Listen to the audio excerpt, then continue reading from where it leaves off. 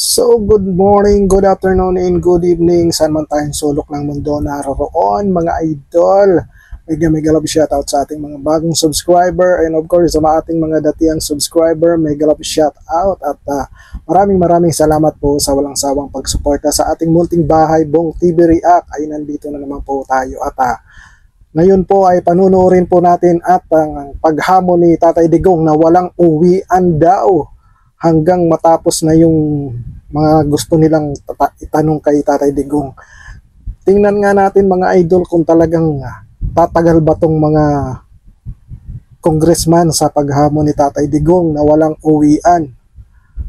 Hanggang 2 AM daw. Panoorin natin kung aabot ba talaga ng 2 AM tong mga congressman. So wag na natin patagalin mga idol, no? Panoorin natin part 2 ng Quadcom hearing. Hanggang ako, I'm good until 2 in the morning.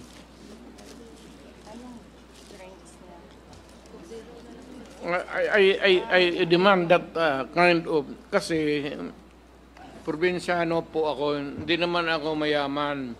Every time that I am summoned here, it's a expense. Hotel, pati aeroplano. Ngayon kung magsige tayo dito pa ganon, mamuluwi ako. I am living on my retirement pay. Wala akong negosyo. Tanungin mo kahit sino sa Davao. Wala akong outside source except my retirement pay. Ngayon, kung ganito tayo palagi, mamamlubi talaga ako. If you would like to rest, I'm sorry, I was talking to my daughter. yes, Mr. President, if you'd like to rest, we can excuse you. No, sir. I am willing to sit here and testify until probably 2 o'clock in the morning. Hindi ako nagbibiro. Kung gusto ninyo, gabain ninyo ang alas 6. 1 minute suspension. Nag-approach. And sila ang magpahinga, hindi ako.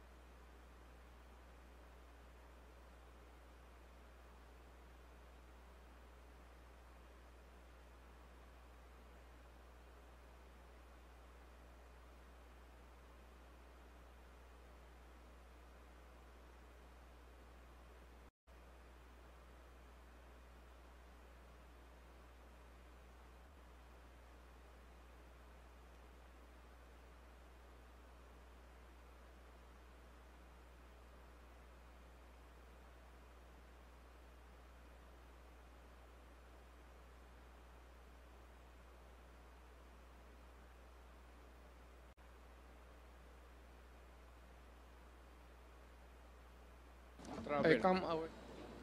Let us have a continuous hearing, maybe 5-10 days. And each hearing hanggang ako, I'm good until 2 in the morning.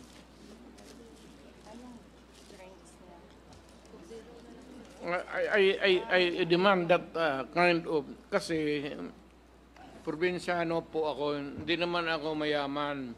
Every time that I am summoned here, it's a expense. Hotel, pati aeroplano.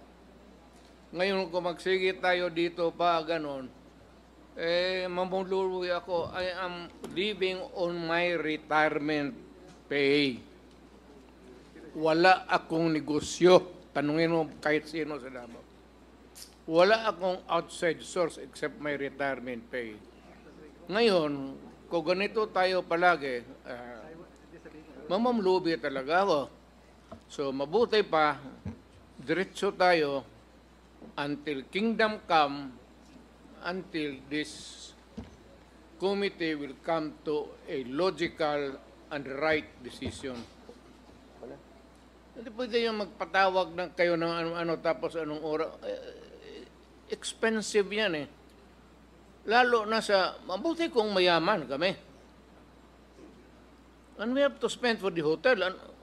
Well, anong Hearing is resumed. Mr. President, inaalala lang po namin ang inyong health. Dahil ito naman po ay hindi pa ho, ito ang una't huling hearing na gagawin natin. And we wanted to make sure na ano ho kayo po ay healthy. It would be great for the people to know that I died in your... Mr. President, in deference also with the request of the Vice President, concern lang po siya sa kalusugan po ninyo. And that's the reason why the chairman decided to let you go. Vice President lang naman, di ba siya presidente? Hintay siya kung presidente siya, maniwala tayo. So are you okay? And can we proceed, Mr. President?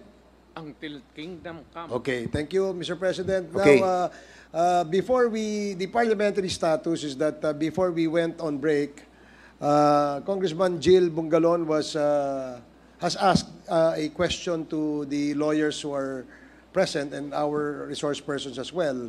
Now, you can continue, Congressman Bungalon. Thank you, Mr. Chair. I'm already, let's end with the discussion of the jurisdiction. I just would like to ask some questions to one of the resource persons, former Senator Antonio Trillanes. Regarding po ito dun sa nabanggit ni Congressman Bong Tebes kanina, na may na-file daw ho kayong kaso laban kay former President Rodrigo Roa Duterte, including his son, Congressman Pulong Duterte, and his son-in-law, Mans Carpio, and other respondents.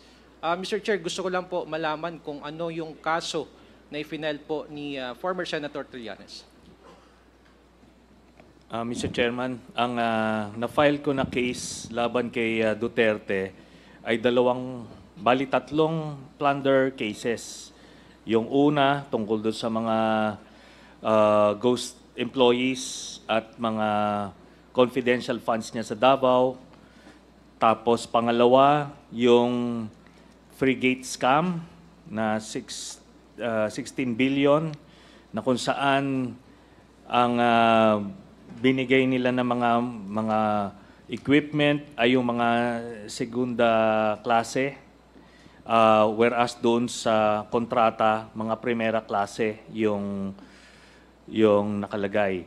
Tapos pangatlo, yung 6.6 billion pesos na infrastructure projects na binigay ni Duterte at ni Bongo doon sa tatay at kapatid ni Bongo, starting nung mayor siya until nagpresidente siya.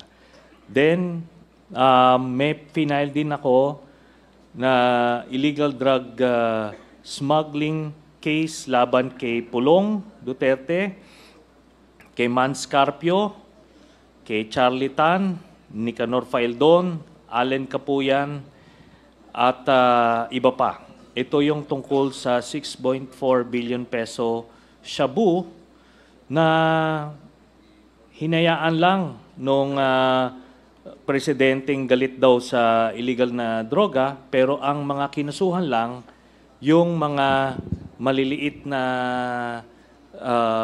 players at na-spare yung mga drug lords. Mr. Chair, pwede ho ba malaman kay former Senator Trillanes kung saan niyo po i-final yung mga kasong ito? Final ko po sa DOJ itong illegal drug trading case. Yun pong unang plunder case na ito nga, which included the illegal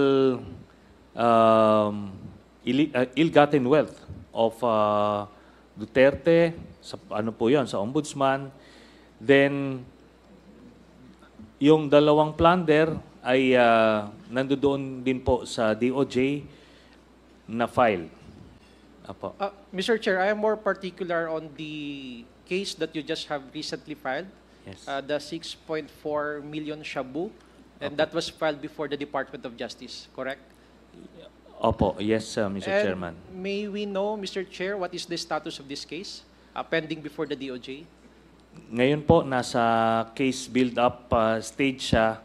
Pero ano po ito, no? Open and shut case ito dahil yung ibang involved dito na akusado ay actually na-convict. So they will just be using the same set of evidence. Pero this time, it will include ito na mga ibang mga personalities na hindi nasama dun sa unang kaso, Mr. Chairman.